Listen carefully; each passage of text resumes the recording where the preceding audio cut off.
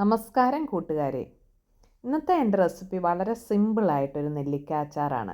എൻ്റെ വീട്ടിൽ ഞാൻ എങ്ങനെയാണ് നെല്ലിക്ക അച്ചാർ ഇടുന്നത്. വെസ്റ്റേൺ നാടൻ റെസിപ്പിയിലേക്ക് എല്ലാവർക്കും സ്വാഗതം. അധികം എണ്ണ ചേർക്കാതെ കാന്താരിയൊക്കെ ഇട്ട് വഴറ്റി കഞ്ഞിക്കോ ചോറിനോ കൂട്ടാൻ ബെസ്റ്റാണിത്. ആദ്യമായിട്ട് 2 കപ്പ് വെള്ളം തിളപ്പിച്ചെടുക്കാം. ആവശ്യത്തിന് ഉപ്പ് ചേർക്കുക. 2 ടീസ്പൂൺ ഉപ്പാണ് ഞാൻ ചേർത്തിരിക്കുന്നത്. നെല്ലിക്ക എടുത്തിരിക്കുന്നത് ഏകദേശം 25 നെല്ലിക്കയാണ്. നന്നായിട്ട് വാഷ് ചെയ്ത് തുടച്ച് എടുത്തിട്ടുണ്ട്. വെള്ളം നല്ലതായിട്ട് വെട്ടിത്തിളച്ചു. ഇതിലേക്ക് ഒരു ടേബിൾ സ്പൂൺ വിനാഗിരിയും കൂടെ ഒഴിച്ചു കൊടുക്കുക. അതിനുശേഷം ഇത് ഓഫ് ചെയ്യാം.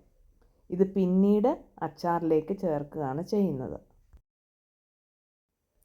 ഞാൻ എപ്പോഴും അച്ചാറിന് പ്രിഫർ ചെയ്യുന്നത് നല്ലെണ്ണയാണ്. 2 ടേബിൾ സ്പൂൺ നല്ലെണ്ണ നന്നായിട്ടൊന്ന് ചൂടാക്കുക.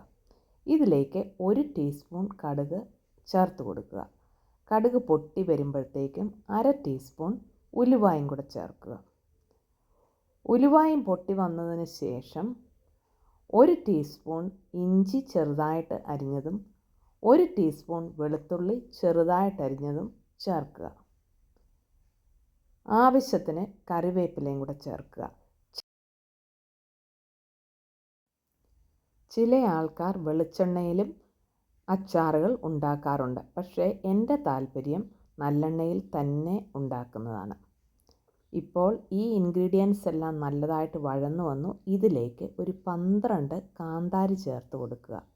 വേറെ പച്ചമുളകോ മുളക് പൊടിയോ ഒന്നും ചേർക്കുന്നില്ല.